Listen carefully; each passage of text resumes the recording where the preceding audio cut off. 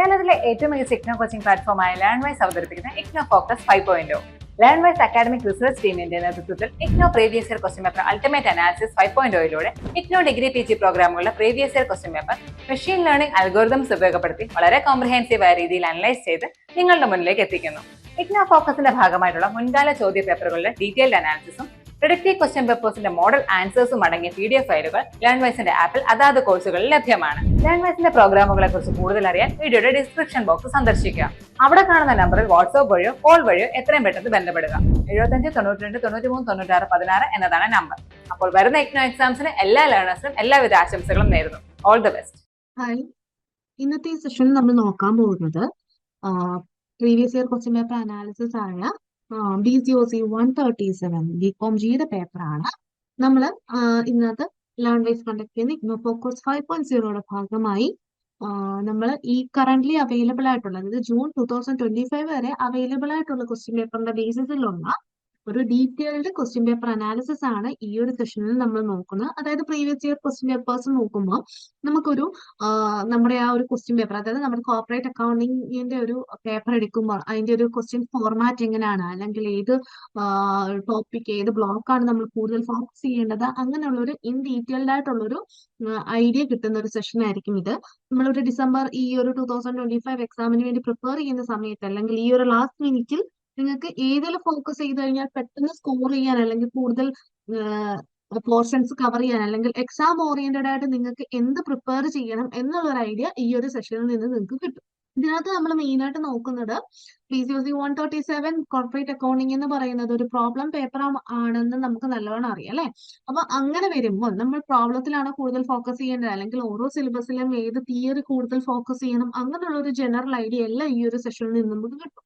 ഇതിനകത്ത് നമ്മൾ ആദ്യം തന്നെ സിലബസ് മാപ്പിംഗ് നോക്കുന്നുണ്ട്. ഓരോ ബ്ലോക്ക് വൈസും യൂണിറ്റ് വൈസും ഒക്കെയുള്ള ടോപ്പിക്സ് ഏതൊക്കെയാണ്, എന്തൊക്കെയാണ് കൂടുതലായിട്ട് നോക്കേണ്ടത്, ഏത് എക്സാം പാറ്റേൺസ് ആണ് നോർമലി ഇതിനകത്ത് കണ്ടുവരുന്നത്, റെക്കറിംഗ് ക്വസ്റ്റ്യൻസ് ഏതൊക്കെയാണ്, അല്ലെങ്കിൽ കൂടുതൽ ഈ ഒരു സെഷനിലേക്ക് ചോദിക്കാൻ ചാൻസ് ഉള്ള, അല്ലെങ്കിൽ പ്രോബിലിറ്റി കൂടുതലുള്ള പ്രെഡിക്റ്റ് ചെയ്യാൻ പറ്റുന്ന പോർഷൻസ് ഏതൊക്കെയാണ് എന്നൊക്കെ നമ്മൾ ഈ ഒരു സെഷനകത്ത് നോക്കുന്നുണ്ട്. ഏറ്റവും ലാസ്റ്റ് നിങ്ങൾ ഈ ഇഗ്നോ ഫോക്കസ് കണ്ടിട്ടുള്ള ലേണേഴ്സ് ആണെങ്കിൽ നിങ്ങൾക്ക് ഓൾറെഡി അറിയാവുന്നതാണ്.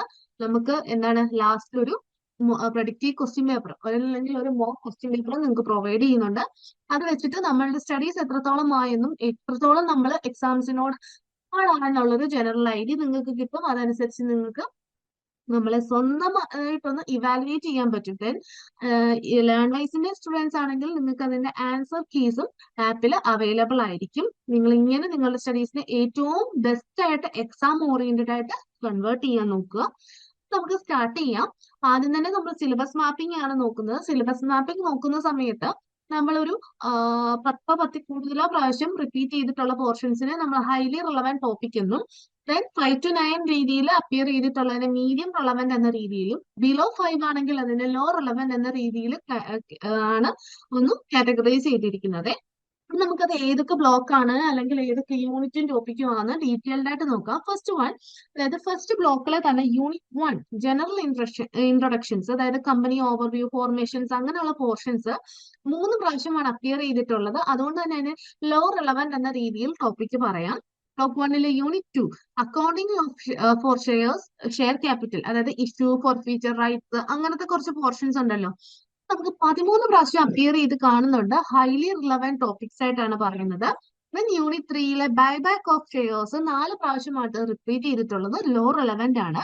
Unit 4 redemptions of preference shares and bonus 2 പ്രാവശ്യമാണ് അപ്പിയർ ചെയ്തിട്ടുള്ളത് ലോ റിലവന്റ്. ദെൻ യൂണിറ്റ് 5 ഡിബഞ്ചേഴ്സിന്റെ കേസ് വരുമ്പോഴും അതിന്റെ ഇഷ്യൂവും റിഡംഷനും കൊളാട്രലും ഈ 3 കേസസും വരുന്നുണ്ട്. അത് നമുക്ക് 9 പ്രാവശ്യമാണ് ചോദിച്ചു കാണുന്നത്. മീഡിയം കാറ്റഗറി അല്ലെങ്കിൽ മീഡിയം റെലവന്റ് ആയിട്ട് നമുക്ക് ആ ഒരു ടോപ്പിക്ക് പറയാം. ബ്ലോക്ക് 2 വരുമ്പോൾ യൂണിറ്റ് 6 ഫൈനൽ അക്കൗണ്ട്സ്, അതായത് P&L account, balance sheet formats, ഇതെല്ലാം നമുക്ക് 18 പ്രാവശ്യം ചോദിച്ചു കാണുന്നുണ്ട്. ഹൈലി റിലവന്റ് ആയിട്ടുള്ള ഒരു ടോപ്പിക്കാണ് unit 6. Unit 7 final accounts part 2, അതായത് സ്പെഷ്യൽ അഡ്ജസ്റ്റ്മെന്റ്സ് ഇല്ലേ, അത് 2 പ്രാവശ്യമേ ചോദിച്ചു കാണുന്നുള്ളൂ. ലോ റിലവന്റ് ആയിട്ടുള്ള ഒരു ടോപ്പിക്കാണ്. Then unit 8 cash flow statements, അതായത് അക്കൗണ്ടിങ് സ്റ്റാൻഡേർഡ് 3 ഇൻഡയറക്ട് മെത്തേഡ് എന്നൊക്കെ പറയുന്ന പോർഷൻസ് നമുക്ക് 7 പ്രാവശ്യമാണ് ചോദിച്ചു കാണുന്നത്. മീഡിയം റിലവന്റ് ഉള്ള ടോപ്പിക്കാണ്. Then block 3 unit 9 holding companies part 1 നോക്കിക്കഴിഞ്ഞാൽ അതിനകത്തെ concepts, MI, cost of control, ഈ ഒരു പോർഷൻസ് 6 പ്രാവശ്യം ചോദിച്ചു കാണുന്നുണ്ട്. മീഡിയം റെലവെന്റ് ആയിട്ടുള്ള ഒരു ടോപ്പിക്കാണ്. Then unit 10 holding companies part 2 CFS preparations and procedures, ഇതൊരു 2 പ്രാവശ്യമാണ് ചോദിച്ചു കാണുന്നിട്ടുള്ള നിലവിൽ. അതിന് ലോ റെലവെന്റ് ആയിട്ടുള്ള ഒരു ടോപ്പിക്കായിട്ട് പറയാൻ പറ്റും. Unit 11 valuation of good will, അതിന്റെ മെത്തേഡ്സും 7 പ്രാവശ്യം ചോദിച്ചു കാണുന്നുണ്ട്. മീഡിയം റെലവെന്റ് ആയിട്ടുള്ള ഒരു ടോപ്പിക്കാണ്. യൂണിറ്റ് 12 വാല്യുവേഷൻ ഓഫ് ഷെയർസ്, അതായത് മെത്തേഡ്സും, അതായത് ഈൽഡ് മെത്തേഡും എല്ലാം കൂടെ ഇൻക്ലൂഡ് ചെയ്ത് നമുക്കൊരു 4 പ്രാവശ്യമാണ് ചോദിച്ചു കാണുന്നത്. ലോ റെലവെന്റ് ടോപ്പിക്കാണ്. ദെൻ ബ്ലോക്ക് 4 യൂണിറ്റ് 13 അമാൽഗമേഷന്റെ പോർഷൻസിനകത്ത് കൺസെപ്റ്റ്സ്, അതിനകത്ത് പ്രത്യേകിച്ച് അക്കൗണ്ടിങ് സ്റ്റാൻഡേർഡ്, എന്താണ് 14 പർച്ചേസ്, കൺസിഡറേഷൻ, ഇതെല്ലാം നമുക്ക് 7 പ്രാവശ്യം ചോദിച്ചു കാണുന്ന പോർഷൻ ആണ്. മീഡിയം റെലവെന്റ് ടോപ്പിക് ആണ്. ദെൻ യൂണിറ്റ് 14 അമാൽഗമേഷനിലെ തന്നെ അക്കൗണ്ടിങ് ട്രീറ്റ്മെന്റ്സ്, അതായത് എൻട്രീസ്, ബാലൻസ് ഷീറ്റ്, ഇതെല്ലാം നമുക്ക് 1 പ്രാവശ്യമാണ് ചോദിച്ചു കാണുന്ന നിലവില് ലോ റെലവെന്റ് ടോപ്പിക് ആണ്. യൂണിറ്റ് 15 ഇന്റേണൽ റീകൺസ്ട്രക്ഷൻ, ക്യാപിറ്റൽ റിഡക്ഷന്റെ പോർഷൻ ആണ്. അത് 4 പ്രാവശ്യം ചോദിച്ചു കാണുന്നുണ്ട്. ലോ റിലവന്റ് ആയിട്ടുള്ള ഒരു ടോപ്പിക്. ദെൻ ബ്ലോക്ക് 5 വന്നു കഴിഞ്ഞാൽ യൂണിറ്റ് 16 ബാങ്കിങ് ആൻഡ് NBFC, അത് കൺസെപ്റ്റ്സിന്റെ പോർഷൻ ആണ്. അത് ടെല്ലർ, സ്ലിപ്പ്, അല്ലെങ്കിൽ ഫോംസ് ഓഫ് ബിസിനസ്, ഇതെല്ലാം നമുക്ക് 2 പ്രാവശ്യമേ നിലവിൽ ചോദിച്ചു കാണുന്നുള്ളൂ. ലോ റെലവെന്റ് ടോപ്പിക് ആണ്.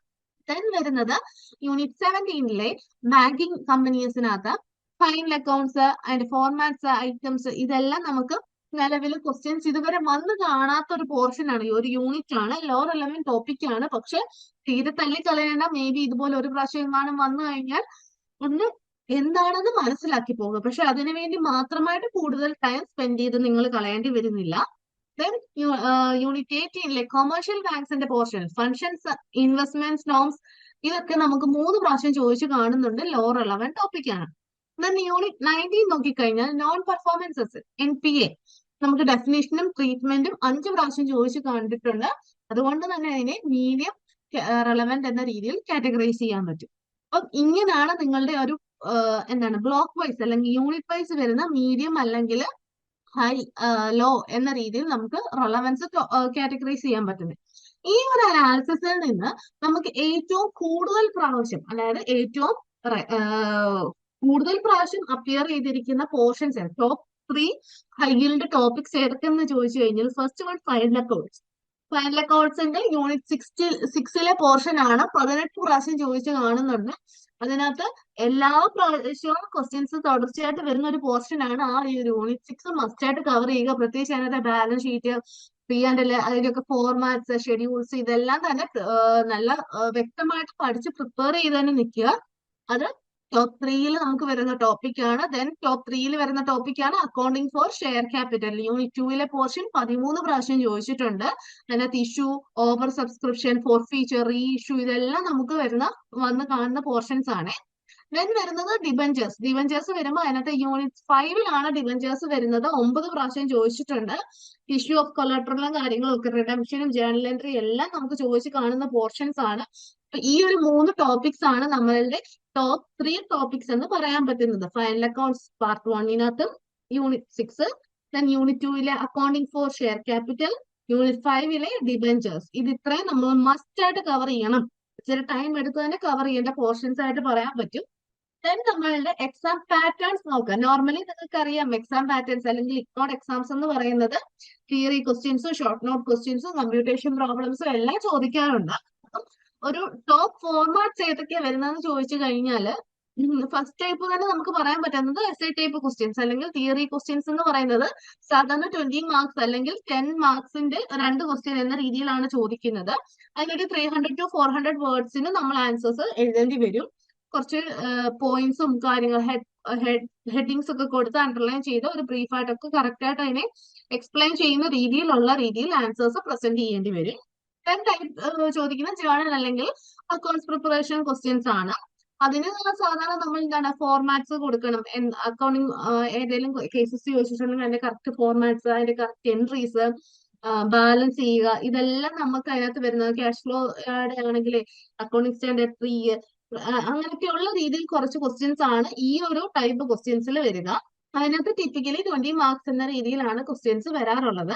അതിനകത്ത് കറക്റ്റ് ആയിട്ട് നമ്മളുടെ എന്താണോ ചോദിച്ചിരിക്കുന്നത് അതിൽ കൂടുതൽ ഫോക്കസ് ചെയ്ത് എഴുതേണ്ട ഒരു പോർഷൻ ആണ് ഈ ഒരു അക്കൗണ്ട്സ്. അതായത് നമുക്ക് എഴുതിയാൽ ആൻസർ കറക്റ്റ് ആണെങ്കിൽ ഫുൾ മാർക്കും കിട്ടും എന്ന് പറയുന്ന കുറച്ച് ടൈപ്പ് ക്വസ്റ്റ്യൻസ് ഇല്ലേ, ആ ഒരു രീതിയിലാണ് ഈ അക്കൗണ്ടിങ് പ്രോബ്ലംസിന്റെ ഈ ഒരു പോർഷൻസ് വരുന്നത്. എസ് എക്കാട്ടും നമുക്ക് സ്കോർ ചെയ്യാൻ പറ്റുന്ന ഒരു പോർഷനായിട്ട് നമുക്ക് പറയാൻ പറ്റും. ഫോർമാറ്റ്സ് എൻട്രീസ് ഒക്കെ നമുക്ക് ഏകദേശം അറിയാമെങ്കിൽ നമുക്ക് എങ്ങനെയൊക്കെ എഴുതി ഒന്ന് സ്കോർ ചെയ്യാൻ പറ്റും. ദെൻ കമ്പ്യൂട്ടേഷൻ ക്വസ്റ്റ്യൻസ് അല്ലെങ്കിൽ വാല്യുവേഷൻ ക്വസ്റ്റ്യൻസ് വരുമ്പോൾ പർച്ചേസ് കൺസിഡറേഷൻസും ഷെയർ വാല്യുവേഷനും ഒക്കെയാണ് സാധാരണ അതിനകത്ത് വരുന്നത്. അതും 20 മാർക്സിനാണ് വരുന്നത്. അതിനകത്ത് കറക്റ്റ് ആയിട്ടുള്ള ഫോർമുലാസും കാര്യങ്ങളും കൊടുക്കുക, വർക്കിംഗ് നോട്ട്സ് കറക്റ്റ് ആയിട്ട് കൊടുക്കുക, കറക്റ്റ് നമ്മുടെ ബോക്സ് ഒക്കെ വരച്ച് അതായത് നമ്മുടെ അക്കൗണ്ട്സും കാര്യങ്ങളൊക്കെ വരയ്ക്കണമെങ്കിൽ അതൊക്കെ കറക്റ്റ് ബോക്സ് ഒക്കെ വരച്ച് തന്നെ പ്രിപ്പയർ ചെയ്യുക.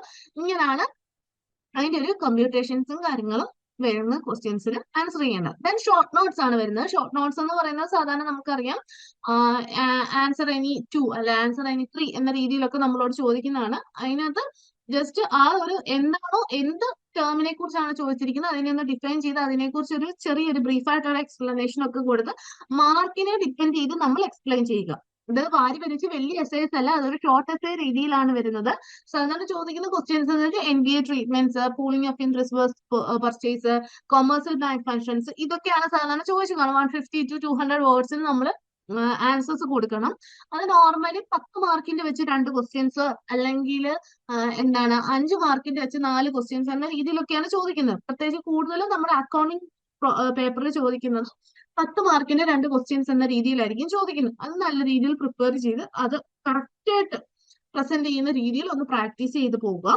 ഇനി നമ്മുടെ ബ്ലോക്ക് വൈസ് ആയിട്ടുള്ള ഒരു മാർക്ക് ഡിസ്ട്രിബ്യൂഷൻ നോക്കാം. അതായത് ബ്ലോക്ക് 1 കമ്പനീസ് അക്കൗണ്ട് പാർട്ട് 1 28.3% എന്താണ് മാർക്ക് ഡിസ്ട്രിബ്യൂഷൻ ആണ് ഈ ഒരു നിലവിലുള്ള ക്വസ്റ്റ്യൻ പേപ്പേഴ്സ് ടോട്ടൽ എടുത്ത് നോക്കിക്കഴിഞ്ഞാൽ വന്നിട്ടുള്ളത്. അതായത് ജൂൺ 25 ആയ സമയത്ത് നമ്മളുടെ ആ ഒരു ബ്ലോക്ക് 1 നിന്നുള്ള ക്വസ്റ്റ്യൻസ് ചോദിക്കുന്ന ഒരു ടെൻഡൻസി അല്ലെങ്കിൽ ഒരു ട്രെൻഡ് കൂടി വന്നിട്ടുണ്ട്. ബ്ലോക്ക് 2 കമ്പനീസ് അക്കൗണ്ട് പാർട്ട് 2 നോക്കിക്കഴിഞ്ഞാൽ 23.7% മാർക്കിനുള്ള ക്വസ്റ്റ്യൻസ് ആണ് ചോദിച്ചിട്ടുള്ളത്. അതായത് ഒരു 2022 തൊട്ട് ഒരേ രീതിയിലാണ് ആ ഒരു പോർഷൻസിൽ നിന്നുള്ള ക്വസ്റ്റ്യൻസ് ചോദിക്കുന്നത്. ഒരേ ട്രെൻഡ് ശരിയായിട്ട് മെയിൻറ്റെയിൻ ചെയ്യുന്ന ഒരു ബ്ലോക്ക് ആണ് ബ്ലോക്ക് 2 എന്ന് പറയുന്നത്.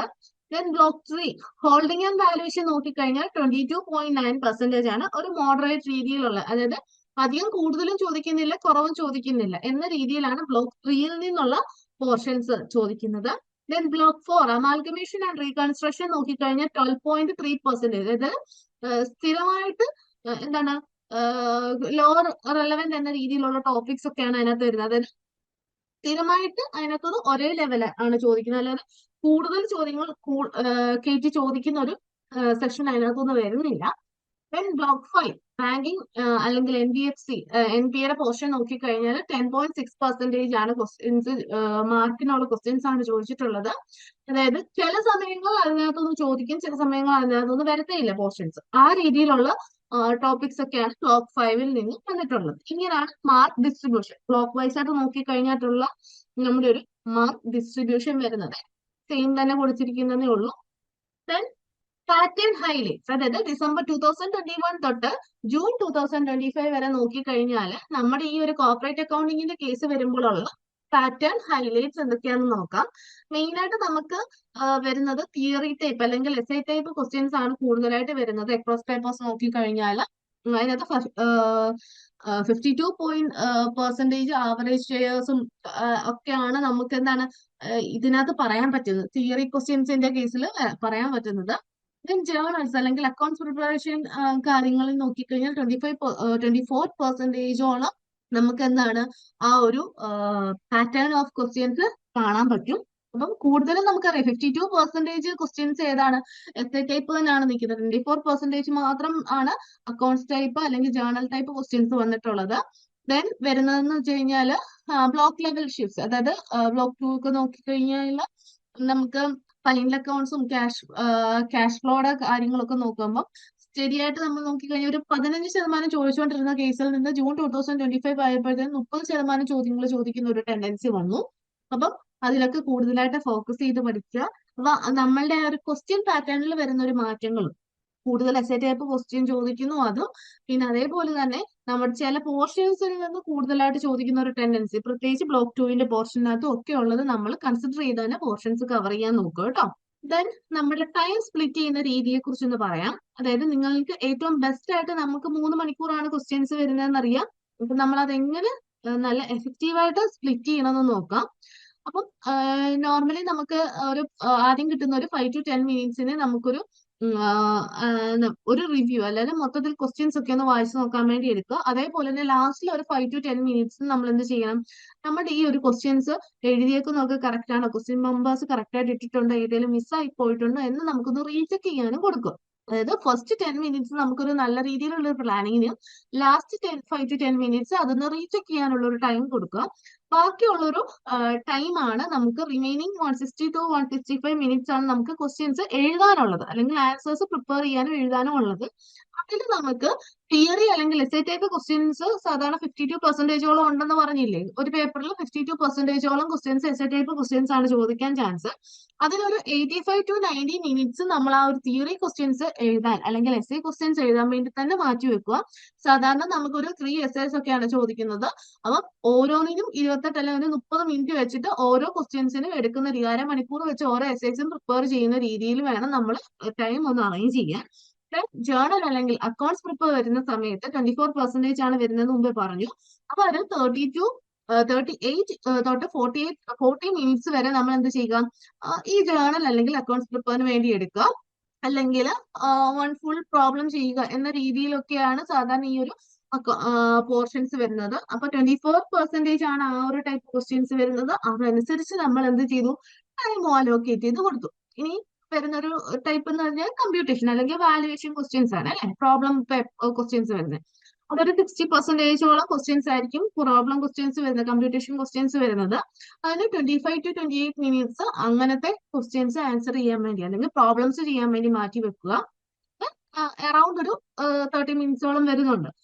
ഷോർട്ട് നോട്ട്സ്, അതായത് നമ്മൾ 10 മാർക്കിന്റെ ക്വസ്റ്റ്യൻസ് അല്ലെങ്കിൽ അങ്ങനത്തെ ക്വസ്റ്റ്യൻസ് വരുന്നത് ചോദിക്കാനുള്ള ചാൻസ് കുറവാണ്. എന്ന് വെച്ചാൽ ചില ക്വസ്റ്റ്യൻസ് മാത്രമേ ചോദിക്കുള്ളൂ. 8%ഓളം ക്വസ്റ്റ്യൻസ് മാത്രമേ ഷോർട്ട് നോട്ട്സ് ചോദിക്കത്തുള്ളൂ. അതിന് 12 to 15 മിനിറ്റ്സ് അതിന് വേണ്ടി മാറ്റി വെക്കുക. ഈ രീതിയിൽ വേണം നിങ്ങൾക്ക് ഒരു നമ്മളുടെ ഒരു ടൈമിനെ മാനേജ് ചെയ്ത് ഒന്ന് സെറ്റ് ചെയ്യാം.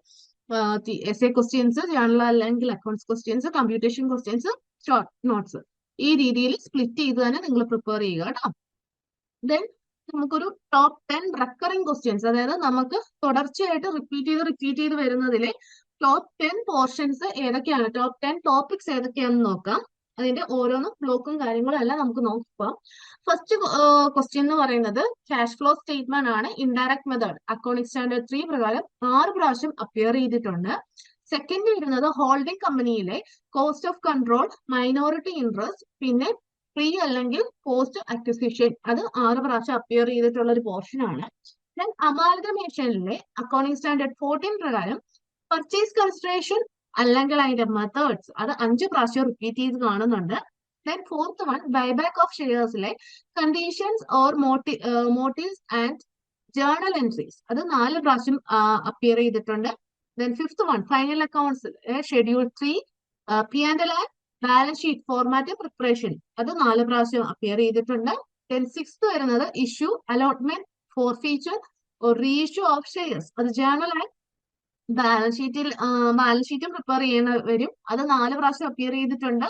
ഏഴാമത്തെ വരുന്നത് വാലുവേഷൻ ഓഫ് ഗുഡ് വിൽ ആണ്, അതിന്റെ മെത്തേഡ്സും കമ്പ്യൂട്ടേഷനും വേണം, അത് 4 പ്രാവശ്യം അപ്പിയർ ചെയ്തിട്ടുണ്ട്. ദെൻ എട്ടാമത് വരുന്ന ടോപ്പിക്ക് വാലുവേഷൻ ഓഫ് ഷെയർസിലെ മെത്തേഡ്സ് അല്ലെങ്കിൽ ഈൽഡ് ആണ്, അത് 4 പ്രാവശ്യം അപ്പിയർ ചെയ്തിട്ടുണ്ട്. ദെൻ ഡിബഞ്ചേഴ്സിന്റെ പോർട്ടലിൽ നിന്ന് ഇഷ്യൂ, കൊളാട്രൽ, റിഡംഷൻ, ഇതെല്ലാം നമുക്ക് ജേർണൽ എൻട്രീസ് സഹിതം ചോദിക്കാറുണ്ട്, അത് 3 പ്രാവശ്യം ചോദിച്ചു കാണുന്നു. ദെൻ 10th ടോപ്പിക് എന്ന് പറയുന്നത് ഇന്റേണൽ റീകൺസ്ട്രക്ഷൻ അല്ലെങ്കിൽ ക്യാപിറ്റൽ റിഡക്ഷന്റെ പോർഷൻ ആണ്, അതിന്റെ സ്റ്റെപ്സും എൻട്രീസും എല്ലാം വേണം, അത് 3 പ്രാവശ്യം ചോദിച്ചു കാണുന്നു.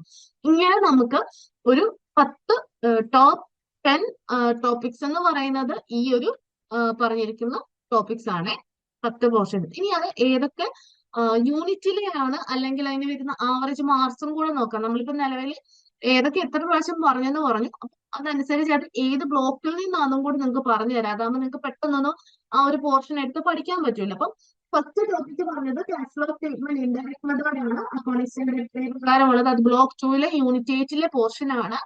ആവറേജ് 20 മാർക്സ് ആണ് അതിന് വന്നിട്ടുള്ളത്. ഹോൾഡിംഗ് കമ്പനി കൺസെപ്റ്റ്സ്, അതായത് cost of control, minority interest, pre or post acquisition, ഇതൊക്കെ ബ്ലോക്ക് 3 യൂണിറ്റ് 9 വരുന്ന പോർഷൻ ആണ്. 6 പ്രാവശ്യം അപ്പിയർ ചെയ്തിട്ടുണ്ട്. 20 മാർക്സ് ആണ് ആവറേജ് വരുന്നത്.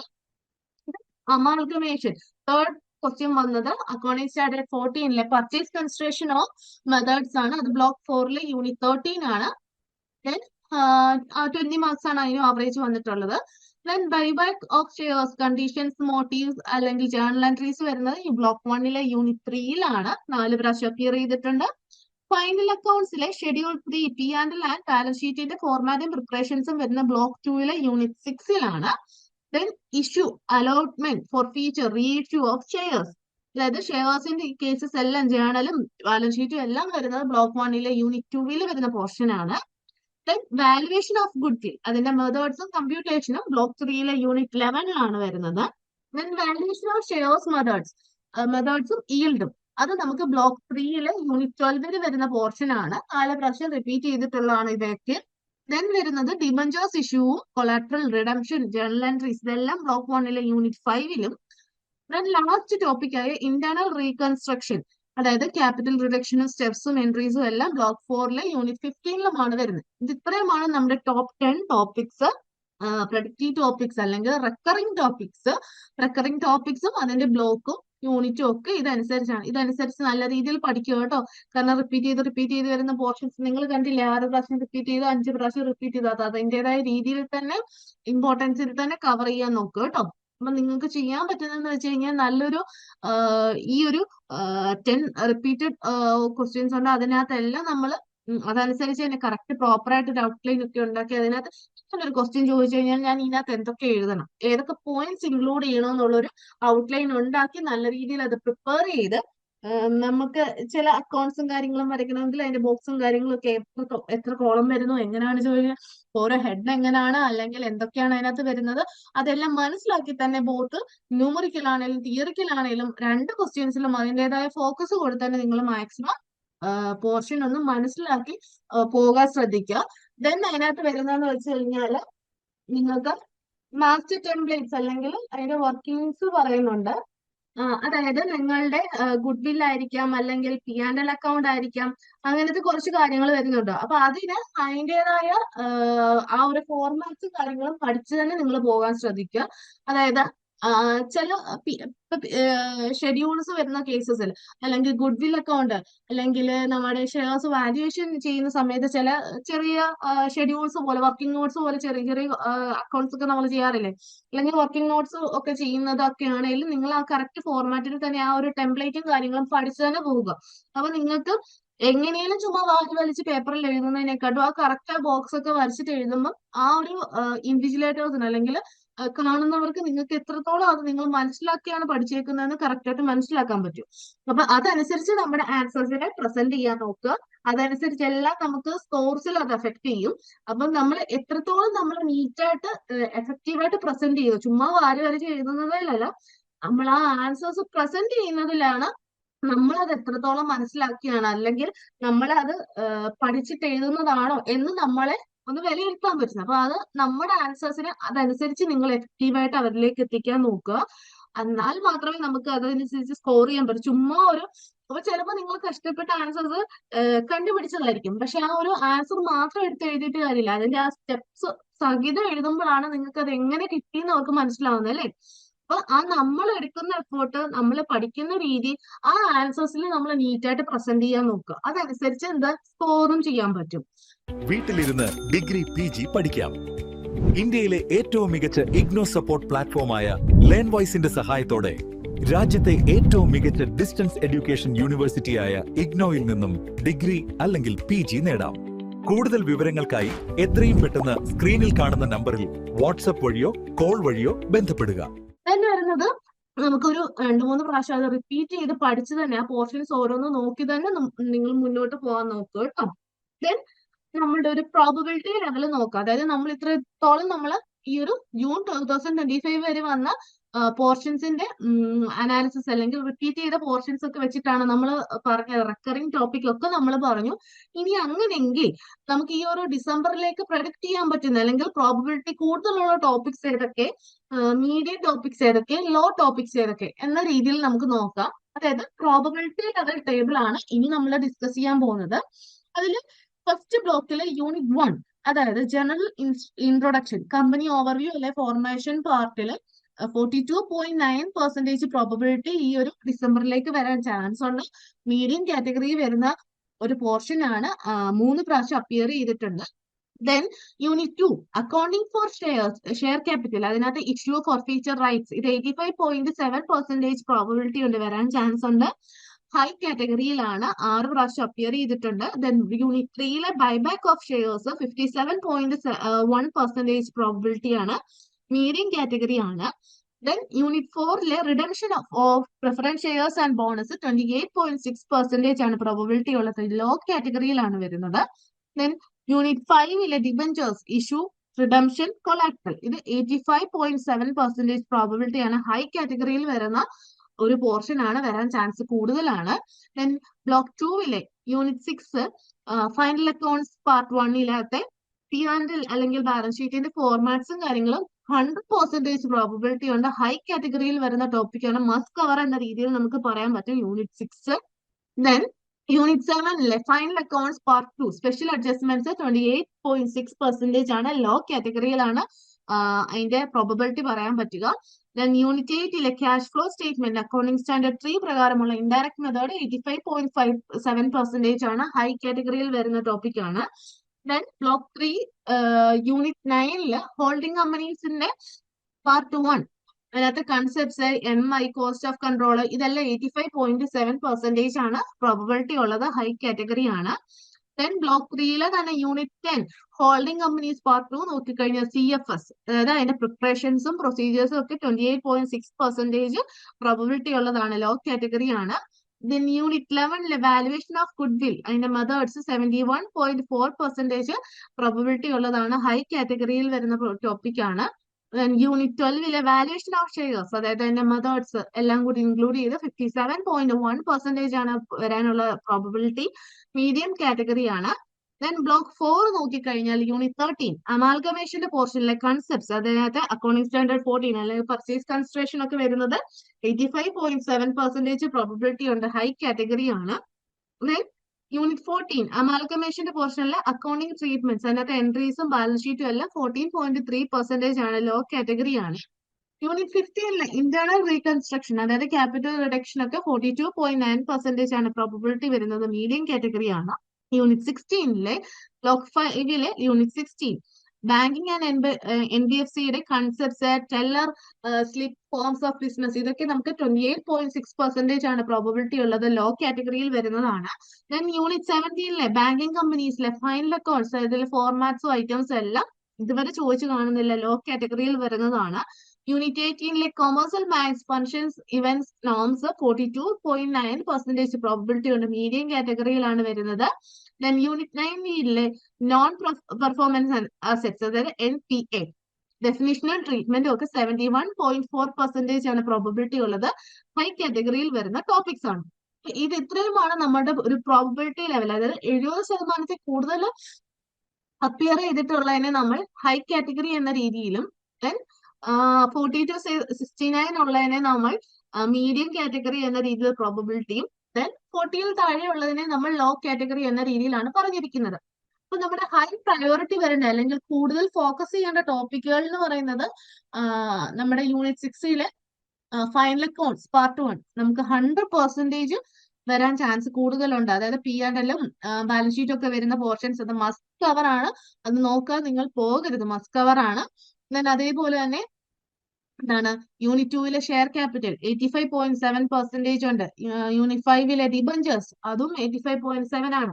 Then cash flow accounting standard 3 പ്രകാരമുള്ള യൂണിറ്റ് 8 പിന്നെ unit 9 holding accounts holding company part 1 85.57% ഉണ്ട്.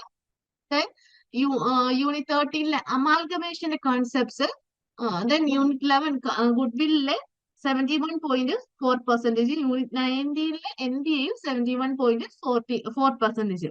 അപ്പൊ ഇത് ഇത്രയുമാണ് നമുക്ക് ഹൈ കാറ്റഗറി എന്ന രീതിയിൽ പറഞ്ഞത്. മസ്റ്റ് കവർ എന്ന് പറഞ്ഞ് നമുക്ക് പറയാൻ പറ്റില്ല. പ്രോബബിലിറ്റി കൂടുതലുള്ള, വരാൻ ചാൻസ് കൂടുതലുള്ള ടോപ്പിക്സ് ഇതൊക്കെയാണ്. പ്രത്യേകിച്ച് ആദ്യം പറഞ്ഞ ഫൈനൽ അക്കൗണ്ട്സിന്റെ P&L-ഉം ബാലൻസ് ഷീറ്റും മസ്റ്റ് കവർ ആണ്. അത് കഴിഞ്ഞിട്ട് ഇത് ഇത്രയും പോർഷൻസ് നിങ്ങൾ മസ്റ്റ് ആയിട്ട് കവർ ചെയ്ത് പോകുക. ഒരിക്കലും ഈ ഒരു പോർഷൻസ് വിട്ടു പോകരുത്. തറവായിട്ട് നോക്കി തന്നെ പോകാൻ ശ്രദ്ധിക്കുക. മീഡിയം പ്രയോറിറ്റി വരുന്നത് യൂണിറ്റ് 3-ലെ ബൈബാക്ക്, യൂണിറ്റ് 12-ലെ വാലുവേഷൻ ഓഫ് ഷെയർസ്, യൂണിറ്റ് 1-ലെ കമ്പനി ബേസിക്സ്, ദെൻ യൂണിറ്റ് 15-ലെ ഇന്റേണൽ റീകൺസ്ട്രക്ഷൻ, യൂണിറ്റ് 18-ലെ commercial banks.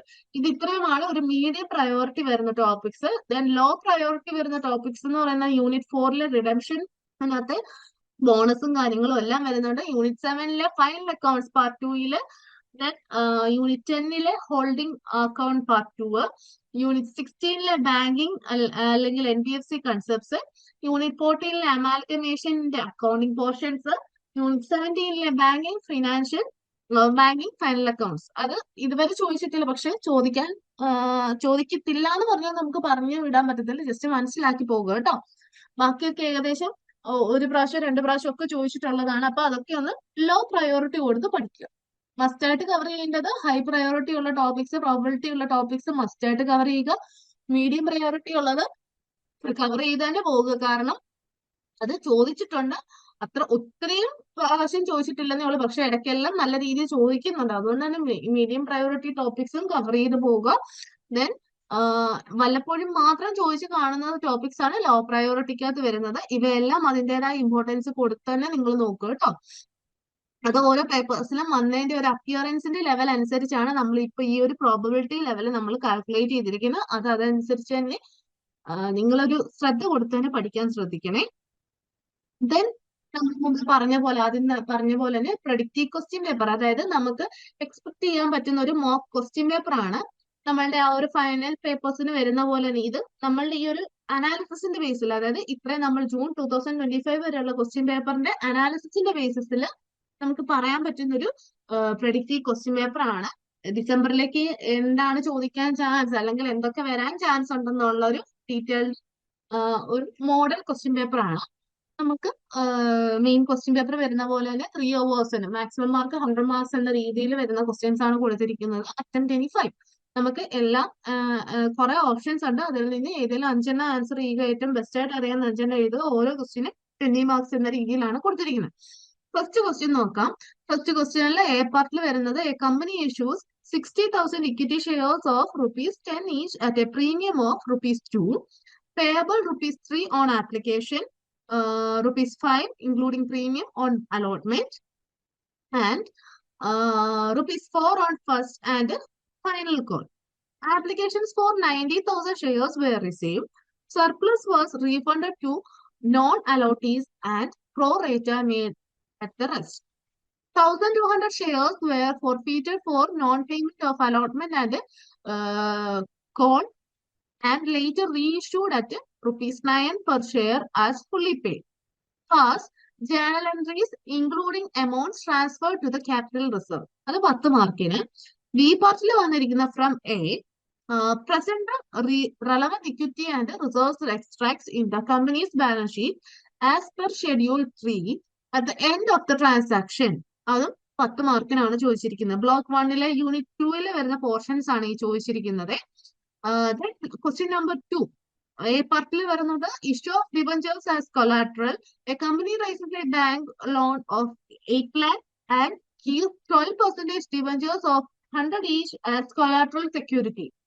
Record the journal entries, if any, and show presentations in the balance sheet while the loan is outstanding and after it is repaid in full. And B പാർട്ടിൽ ചോദിച്ചിരിക്കുന്ന redemption by market purchase ആണ്. The company buys in the market 3,000 of its 100 debentures at ₹98 and cancels them. Redemption is at par. Expenses ₹2,000. Pass journal entries and compute the gain or loss on cancellation. അതും 10 മാർക്കിനാണ് ചോദിച്ചിരിക്കുന്നത്. Block 1-ലെ unit 5-ലെ portions ആണ്. Question number 3 നോക്കിക്കഴിഞ്ഞാൽ, you are even ഈ trial balance in തൗസൻഡ്സിൽ വരുന്ന ഒരു trial balance കൊടുത്തിട്ടുണ്ട്. Trial ബാലൻസിലെ items പറയാം. സെയിൽസ് 3,800 crore ആണ്, ക്രെഡിറ്റ് ആണ്. Then opening inventory 520. Then purchases 2,250, wages 410, power and fuel 90, admin expenses 120, selling expense 150, plant and machinery 1,400, furniture 120, patents 80, equity share capital 1,600 credit, 10% debentures 400 credit, securities premium 60 credit, general reserve 140 credit, trade receivables 460, trade payables 290 credit, bank 60, adjustments തന്നിട്ടുണ്ട്. ഇത് ഇത്രയും ക്രെഡിറ്റും ഡെബിറ്റും വരുന്നതാണ് അവരവരുടെ CR തന്നേക്കുന്നത് കേട്ടോ. Adjustments പറയുന്നുണ്ട്. Adjustments വരുന്നത് closing inventory 600 ആണെന്നും, then depreciation of plant 15%, furniture 10%, right of patents 10%. Then outstanding wages 20, outstanding selling 10, create provision for tax 30% of profit, propose dividend 12%, and transfer the minimum to general reserve. ഇത്രയുമാണ് question പറഞ്ഞിരിക്കുന്നത്. ഇതിൽ നിന്ന് നമ്മൾ എന്താ ചെയ്യുന്നത്? Prepare the statement of P&L and balance sheet as per schedule 3. 20 മാർക്സിന്റെ question ആണ്. Block 2 unit 6 portion ആണ്. Then question number 4 പറഞ്ഞിരിക്കുന്നത് from the following summarize the balance sheet data in lakhs. End year പറഞ്ഞിട്ടുണ്ട്. PPP net പറഞ്ഞിരിക്കുന്നത് 160, inventory 48, അതും in lakhs ആണ്, ഓർത്തോണേ.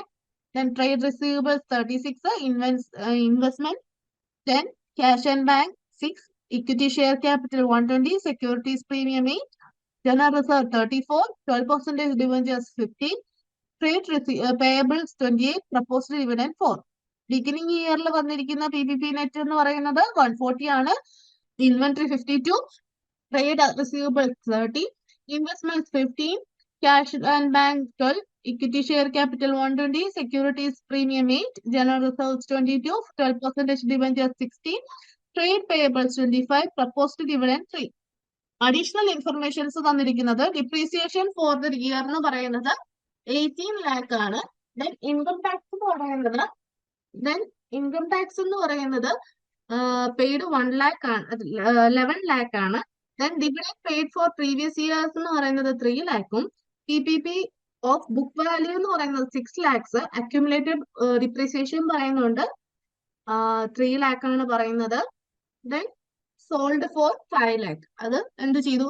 5 lakhന് sold ചെയ്തു. ഇത് ഇത്രയുമാണ് പറഞ്ഞിരിക്കുന്നത്. അതിൽ നിന്ന് നമ്മൾ ചെയ്യേണ്ടത് prepare A cash flow statement. Indirect method ആണ് ഫോർ ദ ഇയർ. ഇയറിന് വേണ്ടത് എന്ത് ചെയ്യണം? ക്യാഷ് ഫ്ലോ സ്റ്റേറ്റ്മെന്റ് പ്രിപ്പയർ ചെയ്യണം. നമുക്ക് എൻഡ് ഇയറിലുള്ളതും ബിഗിനിങ് ഇയറിലുള്ള ഡീറ്റെയിൽസ് തന്നിട്ടുണ്ട്, അഡീഷണൽ ഇൻഫർമേഷൻസും തന്നിട്ടുണ്ട്. 20 മാർക്സിനാണ്. ബ്ലോക്ക് 2 യൂണിറ്റ് 8 വരുന്ന പോർഷൻസ് ആണ് വരുന്നത്. Then block 5, question number 5. P Limited acquired 80% equity in S Limited on 1st April 2023 when S Limited's reserves and surplus were 30 lakh. On 31st March 2025, S Limited's equity share capital is 40 lakhs and reserves and surplus 56 lakhs. P Limited's cost of investment is S Limited is 70 lakhs. During 2024-25, S Limited cleared a dividend of 4 lakh out of the current profits. First part, നമ്മൾ ഇതിനകത്ത് sub questions ആണ് ചോദിച്ചിരിക്കുന്നത്. Compute goodwill or capital reserves on consolidation, then minority interest as at 31st March 2025, then അതേപോലെ തന്നെ group share of post acquisition profits. 12 മാർക്കിനാണ് ചോദിച്ചിരിക്കുന്നത്. then വരുന്നത് present consolidated bank sheet, അതായത് ഇക്വിറ്റി ഓഫ് ലയബിലിറ്റീസ് ആണ് വരുന്നത്. ഷോയിങ് എബോ ഫിഗേഴ്സ് ഒക്കെ കാണിച്ച് നമ്മൾ ചെയ്യുക.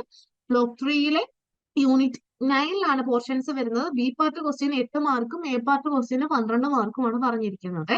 then question number 6 വരുന്നത് the capital employed of a firm is 60 lakh. The normal rate of return is 12%. Adjusted profits after tax for the last 4 years are 9,60,000, 8,40,000, 10,80,000 and 9 lakh. Calculate goodwill by the super profit method 3 years of purchase. 10 മാർക്കാണ് ചോദിച്ചിരിക്കുന്നത്. ബിയിൽ വരുന്നത് using the same data compute goodwill by capitalisation of super. അത് 10 മാർക്കിനാണ് ചോദിച്ചിരിക്കുന്നത്. Super profit method ആണ്. അതില് block 3 unit 11 portions ആണ്.